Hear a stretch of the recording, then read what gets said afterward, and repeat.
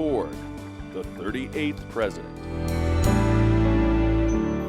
Gerald Ford served as the 38th president from 1974 to 1977. He succeeded to the office upon the resignation of Richard Nixon. His presidency was marred with controversy from its beginning. Ford assumed the presidency under the process decreed by the 25th Amendment, making him the only chief executive never elected to the office of president or vice president. Born July 14, 1913, he was originally named Leslie Lynch King, but his parents divorced when he was an infant. He was adopted by his mother's new husband and given the name Gerald Rudolph Ford Jr. After graduating from the University of Michigan, where he was a football star, he studied law at Yale University, where he worked as an assistant football coach. As America was drawn into World War II, Ford enlisted in the Navy, where he served in the South Pacific, where he almost lost his life to a typhoon that killed hundreds. In 1948, he was elected to Congress from the state of Michigan. That same year, he married Elizabeth Ann Bloomer, best known as Betty. The couple later had 4 children, 3 sons, and a daughter. Ford served in Congress for 25 years, where he became the minority leader. During his time in Congress, he developed a reputation for honesty and openness. When Nixon's vice president, Spiro Agnew, resigned in disgrace, Nixon had to appoint the only Republican the Democratic leadership would approve, and that was Gerald Ford. As president, Ford faced an uphill battle from the start. His choice for vice president, Nelson Rockefeller, annoyed members of his own party.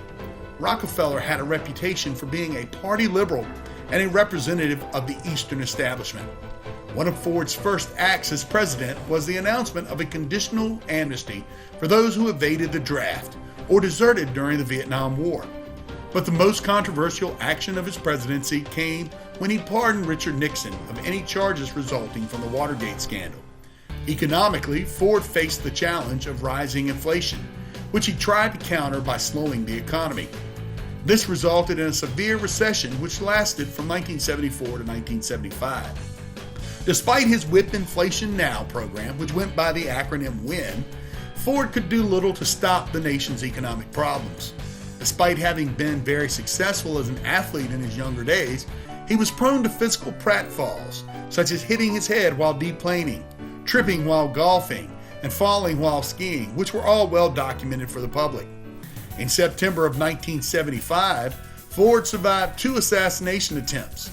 In the first attempt, Secret Service agents intervened before shots were fired. In the second attempt, the assassin missed by several feet. In 1976, Ford faced a serious challenge for the Republican nomination by Ronald Reagan, former governor of California. But Ford won the nomination.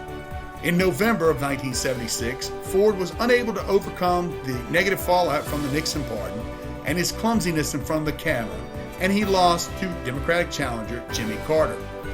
After leaving the White House, Ford retired happily from public life. He golfed and skied at his leisure.